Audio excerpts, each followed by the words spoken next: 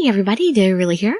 Thank you so much for joining me for another episode of Hakuouki Zuisoroku, or the fan disc material that was included in the PS3 version of Hakuouki Stories of the Shinsengumi. Today we're doing Hijikata Memories of Love Part 6. Let's see what their premise is for this one. April 1869.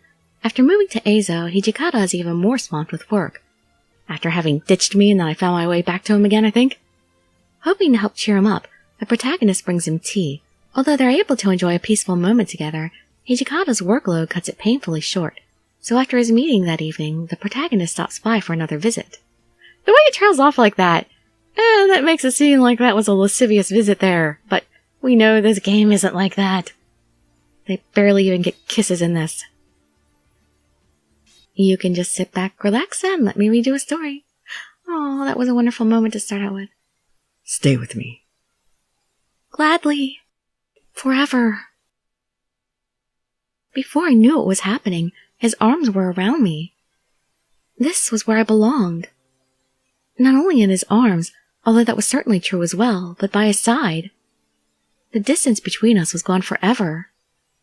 With every beat of his heart, his warmth washed over me. I wanted to stay in his arms forever. January 1867. Hijikata had left me behind, but with Otori's help I finally followed him to Eizo. Can't get rid of me that easily.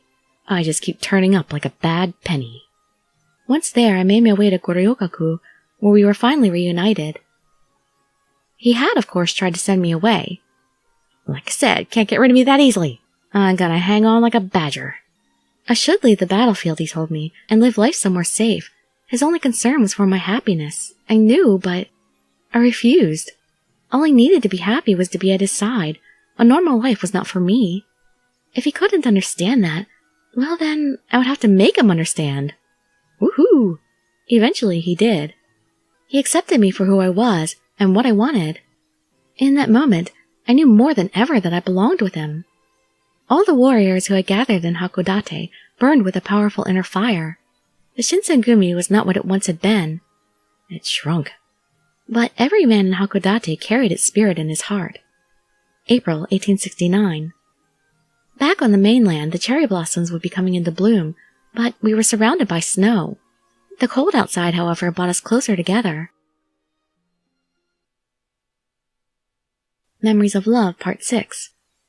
April 1869. Excuse me. His eyes didn't move from the documents he was poring over, and I smiled to myself. There was no denying he'd become quite comfortable with his office in Goryokaku, but in all honesty, I worried he might have gotten a bit too comfortable. He was spending all his time there. He kept writing carefully and purposefully as I set the teacup down in front of him. Don't ignore me. Don't remember asking for tea. Don't remember asking you if you wanted it. I know, I just thought you might need some. Isn't this our routine? At last he turned to look up at me. I smiled. It had been a long time since he'd been able to cow me with one of his glares. We stared at one another for a few moments before Hijikata finally sighed and shook his head. I'm not tired. Desk work suits me.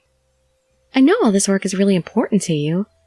And you are good at it, but I don't think there's anything you're not good at. But I understood perfectly well how vital his work was, and there was little he could do about it. He seemed to have understood the unsaid message, and his hand stopped moving. Of course there are things I'm not good at. Terrible at speeches. Can't read people for crap. As far as I could tell, he was just listing things he didn't like to do. I was gonna say, he reads people pretty well. He always understands the situations. He was a fine speaker, and I knew from experience that he could read nearly anyone like a book. Yep. We even noticed that well. He's always on top of things. Point is, I'm glad we got Enomoto and Otori to take care of that stuff. But that leaves you in charge of all the men then, right? Give and take, huh? Not so bad, though. Plenty of these boys know their business. Usually don't even have to tell them what to do. I haven't had to yell at anyone or lay down the law for a few weeks. Feels nice. He was silent for a moment, submersed in memories, his face unreadable. That's good, but... Hmm? You just said things are a lot better, but you still won't take a break and let yourself rest. That's not true. Your light was on awfully late last night. Forgot to turn it off. Didn't we have this conversation in the main game? Maybe, but when I came this morning, you still seemed sleepy. Unlikely. Must have been your imagination. You're as bad a liar as I am. Stop that! I can tell when you're lying now, you know. I folded my arms, and Hijikata ran a tired hand over his face. Starting to wish you weren't so perceptive. It's getting annoying. Well, if it annoys you into resting, then it's going to continue. But you just keep ignoring me. Ugh. My stubbornness paid off. He finally let go of his brush and sat back. There's no winning with you, is there? With any of you. What do you mean, any of you? What? When I look at you, I see a lot of people. A lot of faces that aren't around anymore. Oh, the remainder of the Shinsengumi. But he only smiled, and I had no answer for him. I could tell that he knew, though. He understood the reason why I couldn't leave him alone. Alright, fine. You win. I'll rest. After all, you poured me this delicious tea, right? I nodded as he stood up out of his seat.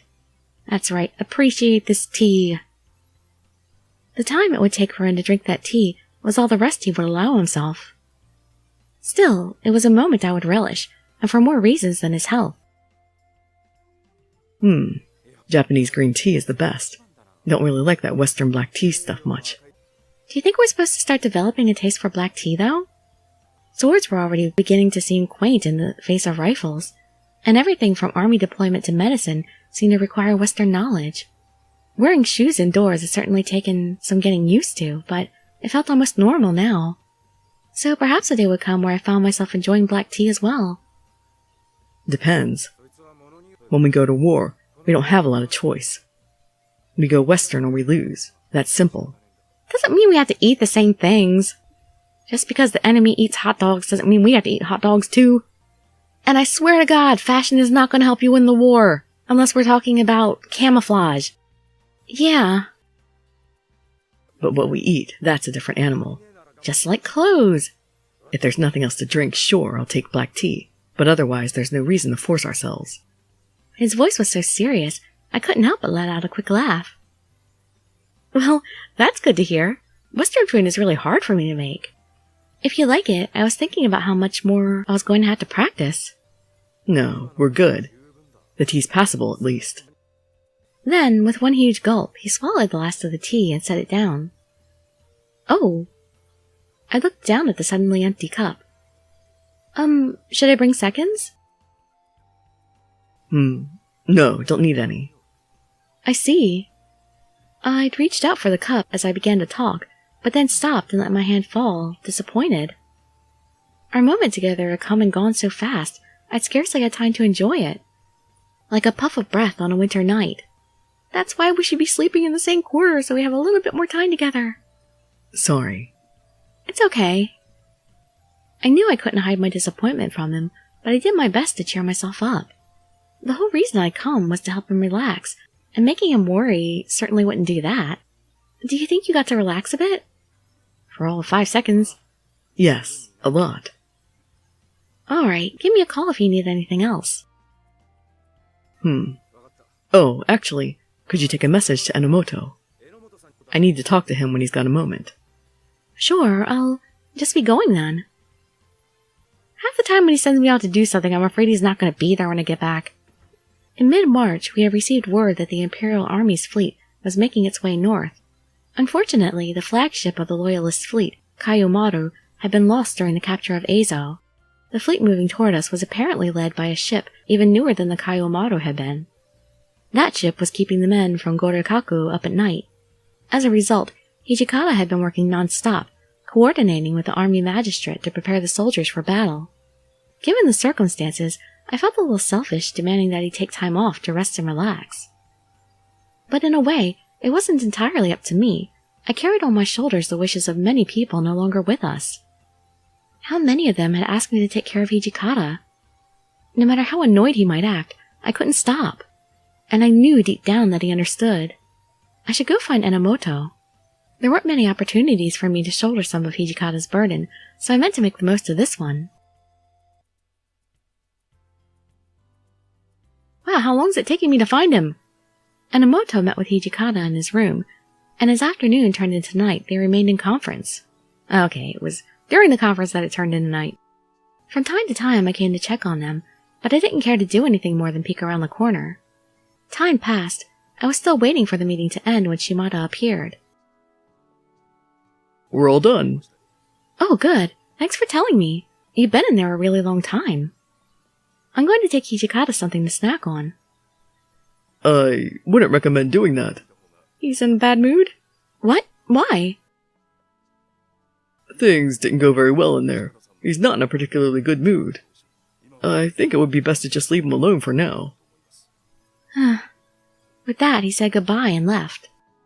If Shimada had made a point to tell me, then there was no doubt that Hijikata had to be in a truly vile mood. And if that was the case, whatever had taken place in the meeting must have been suitably unpleasant. Well, I'm used to getting in trouble. What's one more time? We're just giving in now. This is our role in life. I stood up straight and headed for the door. I'm coming in. I slid the door open and stepped through, and stopped. Pretty picture. He wasn't sitting where he usually did. Instead, he was looking out the window, a hard frown on his face. Don't remember giving you permission to come in. Sorry, I just heard your meeting was over. I made certain to choose my next words very carefully. If you'd like a snack or something, I could get it really quick. How about it? No, I'm not hungry. He sounded irritated, although I sensed I wasn't the source of it. There was clearly something on his mind. Let's see. Can I help with anything? Anything I can do? Is there anything I could help you with?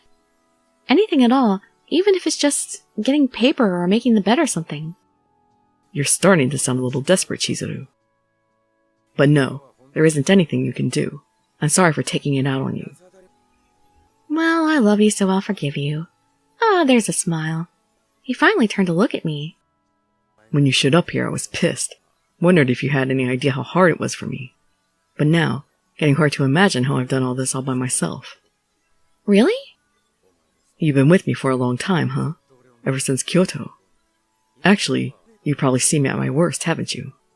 Huh, funny. Guess that's why. Why what? Why you remind me of what all this meant, what I owe everyone we left behind. That's a lot to live up to. Work seems easier, so I don't do anything else. Anything else seems like I'm betraying them, right? But then you come in, with your tea, and your not-so-subtle nudges, and I hear their voices tell me to ease off. Aww.